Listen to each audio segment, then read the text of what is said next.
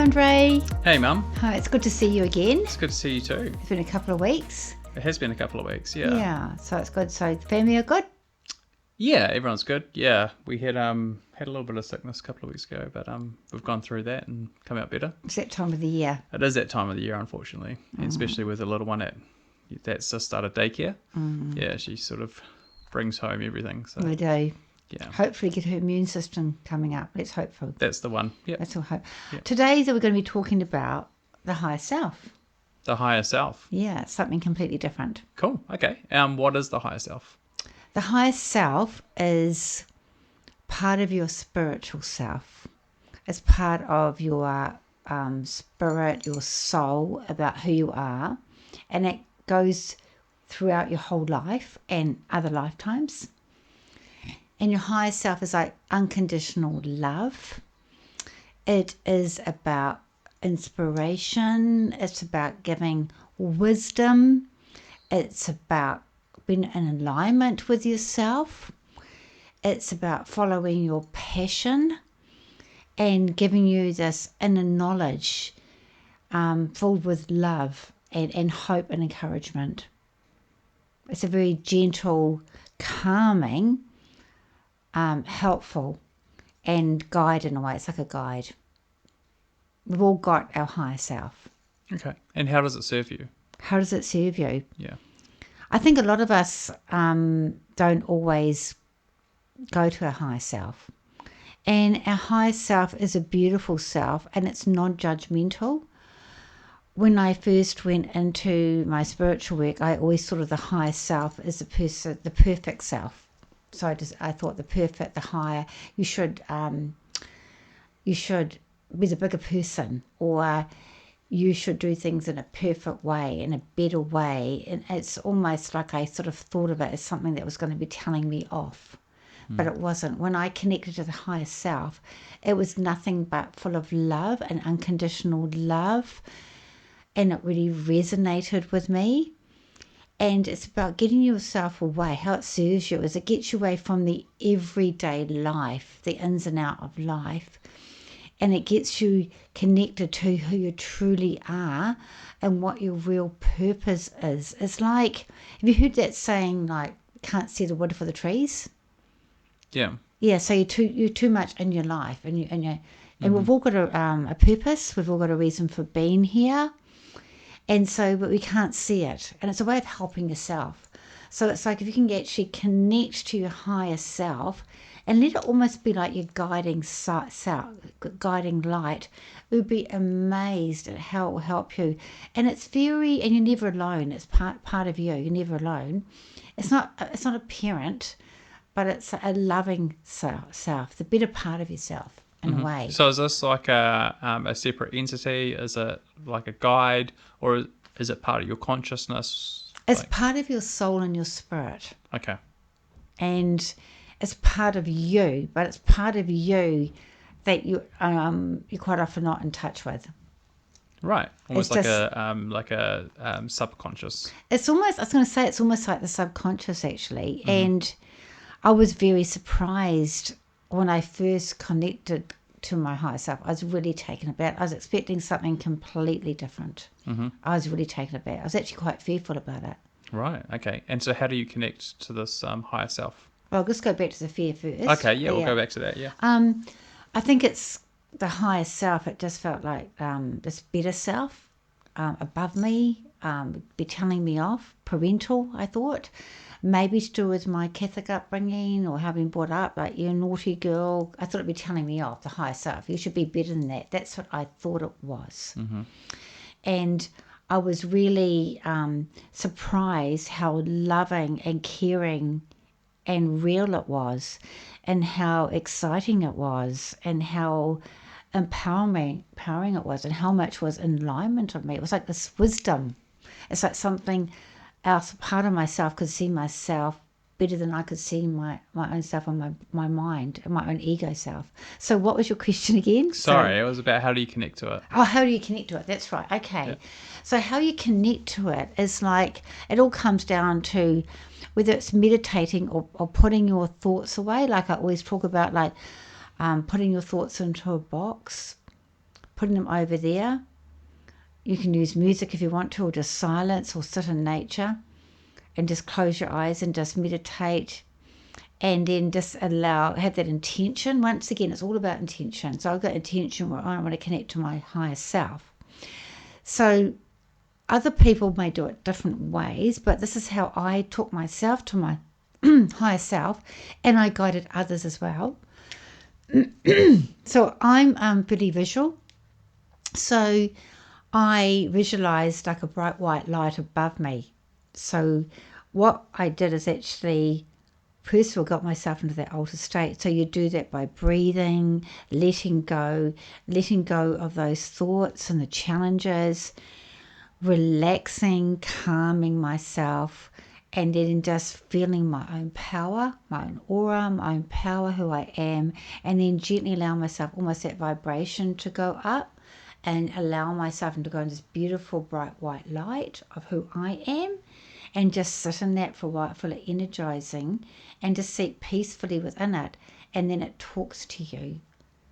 But you don't just allow it, and you'll be surprised what it gives you and the information it gives you.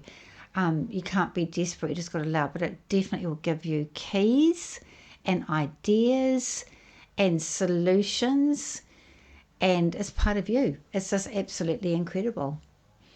And sometimes I'm wondering, like, when we've done podcasts together, and I said to you that I've actually learnt from listening to myself. I'm wondering if that's because it's my higher self that's coming through at times.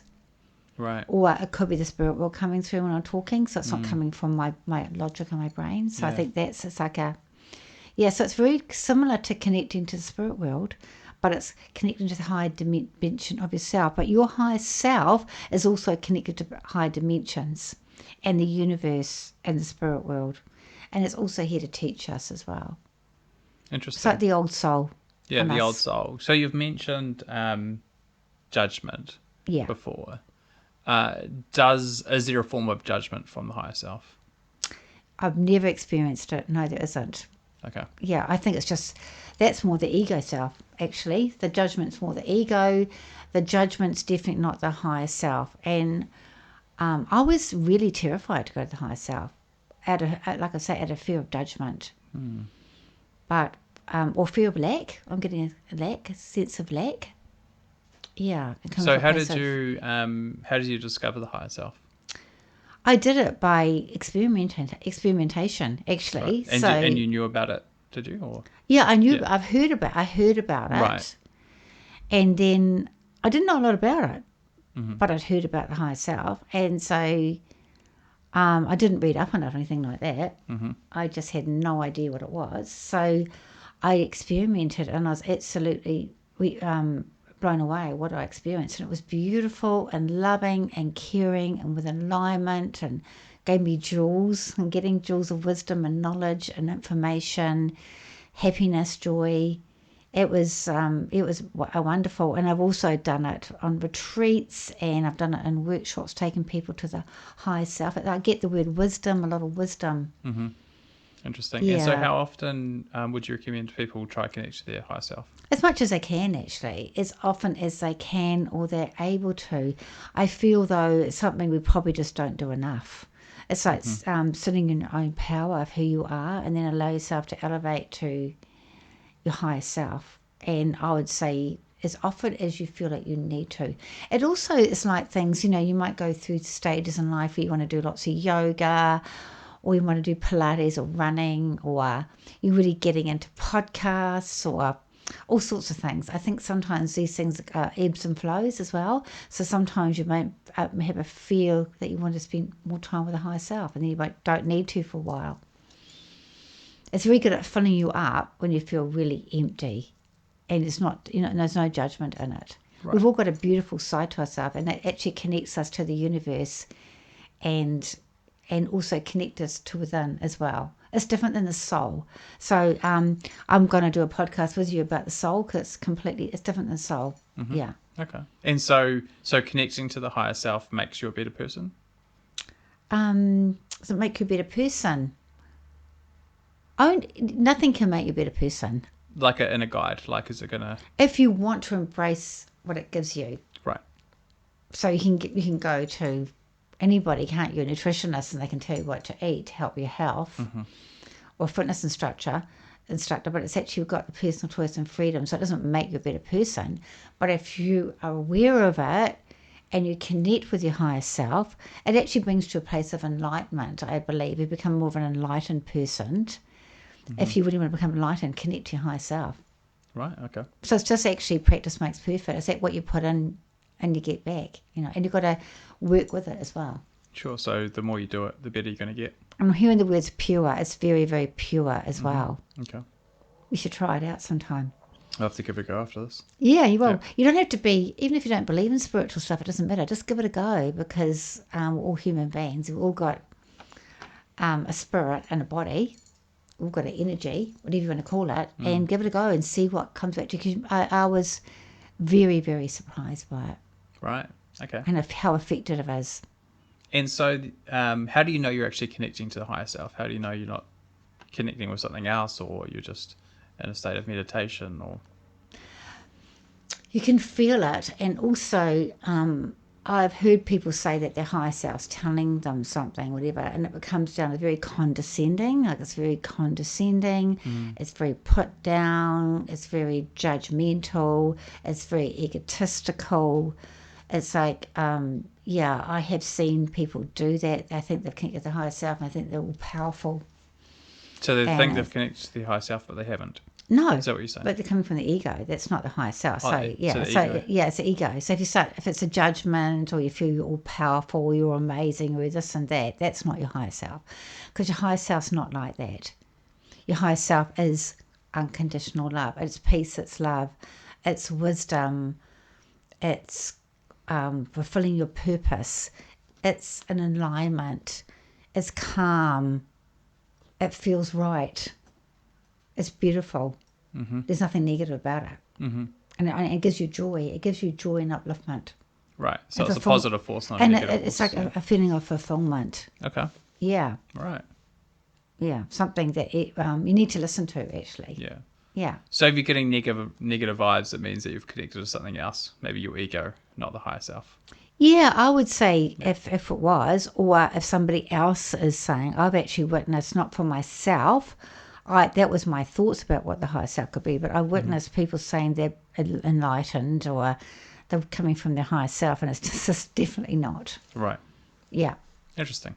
Okay. Yeah. And is our higher self connected to like a worldwide network of other higher selves? We're Is all this- connected. We're all connected. Right. All of us are connected, and it's sort of a form of higher consciousness in a way, and that higher consciousness is connected to the universe. Yeah. Right. And is it connected to like the spiritual? Yes, it's part of our soul and spirit. Okay. Yeah, definitely, and it's eternal, so it goes with you. So your higher self goes with you. Right. Yeah. So like a it's soul. it's like a loving parent and a guide in a way. Nice. It's like a guiding light, guiding force. And it's a gift, actually. It's a God-given gift. It's a beautiful gift that's given to us all, and an intelligence that we just need to tap into. Yeah. It's a bit like the brain's amazing. We only tap into some of it. So Yeah. this is a spiritual part of ourselves. It's just so pure and amazing. And a lot of people don't know about it. Yeah. I'd never heard of it before. Haven't you? No. Oh, wow. Yeah. Or if I have heard of it, I haven't logged it as a Yeah. thing. Yeah. I'm also hearing the word you can nourish it. So the more, I guess, you nourish it, is more that it'll grow, I guess, and get better for you. Right. Like most things. Yeah. Like most things as well. Yeah. Oh, cool. Okay. Is there anything else you want to share? I was going to higher talk self? about one of the questions about what's different between the higher self and the ego. Yeah. Yeah, so the ego is very much about your desires, your wants. It's also, the ego is about a lot about your fears. Your fears, your doubts, your worries, your anxieties. It's about your insecurities. Ego is also about your thinking brain. It's about who you are. It's more of the physical side of yourself. The ego is more physical, more about your brain and your logic. We all have a certain amount of ego, and There's a yin and yang with ego. So there's good parts of the ego. So the ego is you want to appear good, you want to look good, you want to achieve in life, you want your children to do best, you want to be the best. So there's nothing wrong with the ego. The ego can be a good thing, but there's also a negative side to your ego, and the negative side is when you think you're better than other people, or look at me, I'm wonderful, put other people down. You're coming from your thinking brain. And so it's like the ego is something that needs to be managed. The ego is not necessarily a bad thing, but it's something that needs to be managed. It's very physical. It's very brain connection. It's very logic, brain, and that is your fears, your hopes, your worries, your desires, all those sort of things. So there's yin and yang with your ego as well. And you can tap into a good side of your ego and keep your ego in check so it doesn't get out of control, I think. Ego is something that needs to be worked with and balanced, where the higher self has got nothing to do with the ego. It's a spiritual side. It's unconditional. It's purpose. It's love. That's what it's guiding you. It's got nothing to do with your physical brain. And it's got a lot of knowledge as well. I keep saying that your higher self's got a lot of knowledge. Does that make sense to you? Yeah, definitely. Yeah, so if you want to connect with your higher self, give it a go. Do what I said, like go into a meditative state and with music or outside in the garden, or even if you're going for a walk, and just allow your thoughts just to go to the side. That you can pick them up later. And how I do it, other people might do it differently, but I imagine this beautiful white light above me. I go into this power. I sit there and allow it to speak to me. You may even feel things from your higher self. So you may feel things, you may smell beautiful scents, a bit like spirit. It may talk to you, it may give you pictures, but it's always beautiful, and it's a guiding light, guiding force, and something that you can actually grow and work with more. And it's going to fulfill your life, help you find your purpose, and it'll be completely in line with you. If you like this podcast, please like. We'd love you to subscribe, become part of the Spiritual Truths family. Thank you so much for taking the time to watch this podcast. And from my heart, blessings and love, Kerry-Marie.